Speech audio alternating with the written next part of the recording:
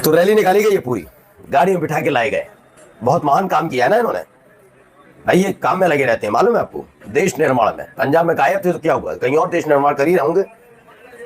ये देखिए, अब सोचिए इस तरह की खबरें अगर किसी और जमात से जुड़ी होती, याद है क्या क्या नहीं कहा गया, तो क्या क्या कहानियां ये गोदी मीडिया बना रहा होता।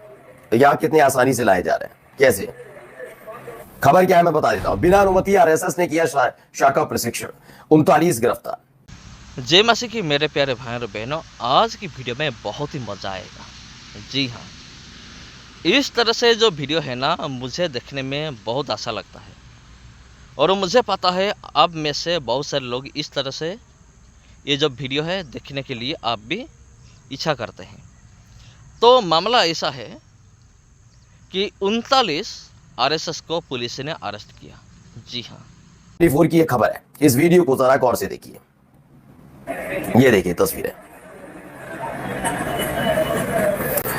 तो रैली निकाली गई है पूरी, गाड़ी में बिठा के लाए गए।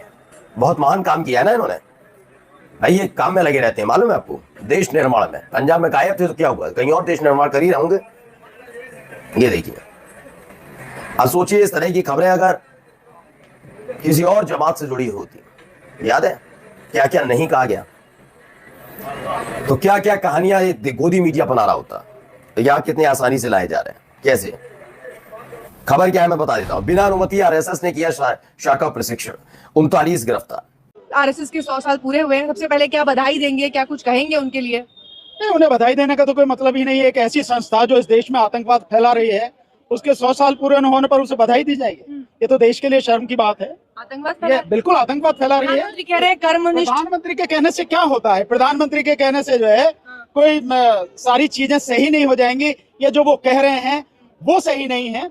वो प्रधानमंत्री जो सुबह से लेकर शाम तक जिस समय उठता है, जब तक सोता है और शायद सपने में भी सिर्फ और सिर्फ झूठ बोलता है, उसके कहने का कोई अर्थ नहीं है।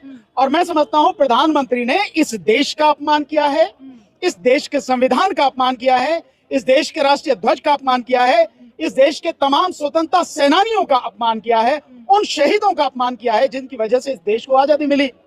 वो इस तरह से किया है कि 100 रुपए का जो सिक्का प्रधानमंत्री ने जारी किया है, एक तरफ उसमें देश का चिन्ह है, अशोक चक्र, अशोक की वो है लाट, और दूसरी तरफ जो उसमें है वो आरएसएस का पूरा है। और उसके लिए कि सेवा धर्म जन क्या क्या कर रखा है। मतलब जिसका काम इस देश में नफरत फैलाना है, घृणा फैलाना है, उसको आप सेवा की बात कर रहे हो। तो इसको मैं यही कह सकता हूँ क्योंकि प्रधानमंत्री भी कच्छाधारी है, इसीलिए जो है वो उसने ये सारी बातें कही हैं और इस तरह से कह के देश का अपमान किया है। प्रधानमंत्री को माफी मांगनी चाहिए देश से। प्रधानमंत्री ने तो 15 अगस्त को भी कहा था कि सबसे बड़ी एनजीओ है, 100 साल उनकी जो है वो देशभक्ति के हैं, 100 साल उनकी कर्मठता के हैं। नहीं, देशभक्ति और कर्मठता किस बात की देशभक्ति? जिस दिन इस देश में संविधान स्वीकार किया गया उसके 2-3 दिन बाद ही, और उसके बाद जिस समय लागू किया गया उसके बाद भी लगातार आरएसएस ने संविधान का विरोध किया। तिरंगे को कभी भी उन्होंने अपनाया नहीं। तो कहां से देशभक्त हैं वो लोग जो बाबा साहब डॉक्टर अंबेडकर की उन पुतला जलाते हैं? कहां से देशभक्त हैं वो लोग? संविधान को मानते नहीं है, कहां से हैं वो देशभक्त? तो देशभक्त नहीं है। लेकिन क्योंकि प्रधानमंत्री भी, वर्तमान प्रधानमंत्री भी कच्चाधारी है, इसलिए मानसिक गुलामी से पीड़ित होने के कारण 15 अगस्त पर भी आरएसएस की मतलब प्रशंसा कर रहा है। और आज भी उनको लेकर चलते हैं कि महात्मा गांधी की बात क्यों मानते हैं ये सारे के सारे जो बात कर रहे हैं। तो महात्मा गांधी की जो हत्या की गोडसे, फिर उसे क्यों मानते हैं आरएसएस के लोग? ये हिंदुवादी संगठनों के लोग उसको क्यों मानते हैं? गोडसे को, गोडसे ने तो हत्या की। और ये भी सही है कि उसके हत्या के पीछे कहीं ना कहीं आरएसएस की विचारधारा का ही काम है, इसीलिए तो गांधी की हत्या की गई। लोगों के दिमाग में जाति और धर्म का भेदभाव जहर घोलना चाहते हो, मुस्लिमों के प्रति घृणा आप फैला रहे हो, मुस्लिमों के प्रति, ईसाइयों के प्रति, दलितों के प्रति, ओबीसी के प्रति जो नफरत फैलाई जा रही है, कौन फैला रहा है इसे? इसका केवल और केवल एक ही संस्था है जो फैला रही है, वो आरएसएस। लेकिन देश की भलाई के लिए क्या कर रहे हो?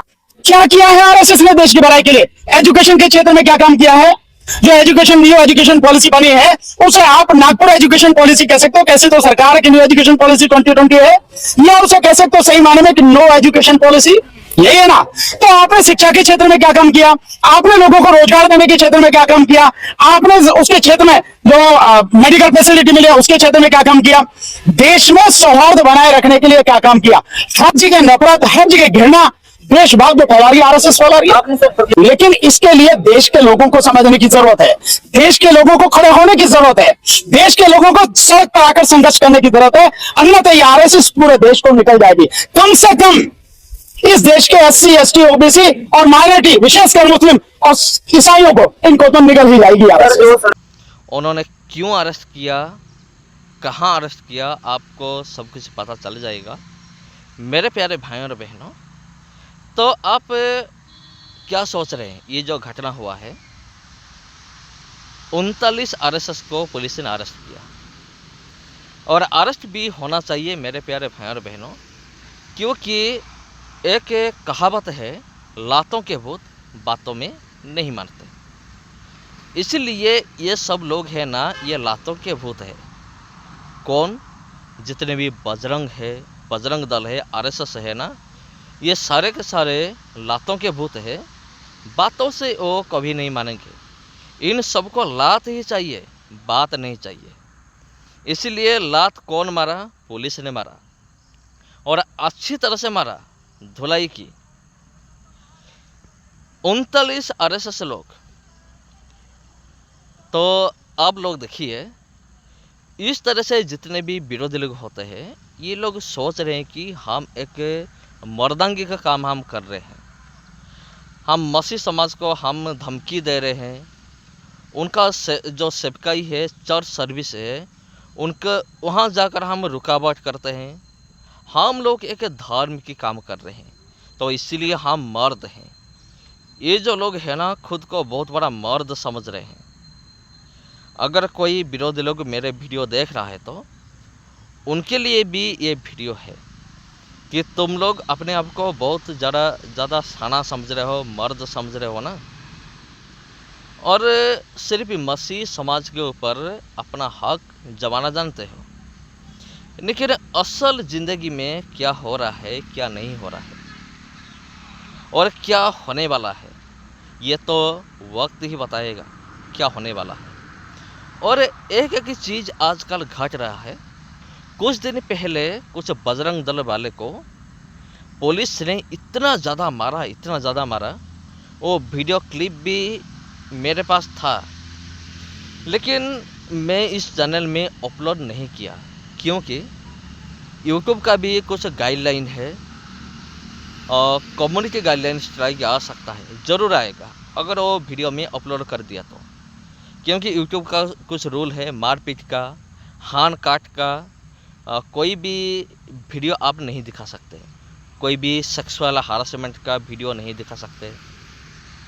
और इस तरह से बहुत सारे नियम कानून है यूट्यूब में, इसीलिए हम नहीं दिखा सकते। लेकिन सिर्फ मैं आपको बोल देता हूँ, आप यकीन करिए, आप बजरंग दल वाले को पुलिस ने बहुत मारा, इतना ज़्यादा मारा, लाठी भी टूट गया।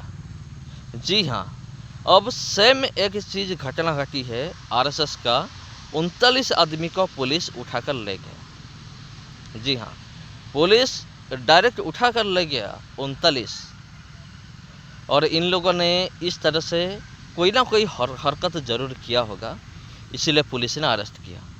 तो ये वीडियो देखने के बाद आपका राय क्या है, कमेंट बॉक्स में ज़रूर दीजिए। सबको जय मसीह की। वीडियो अच्छा लगा तो शेयर कीजिए। जय मसीह की।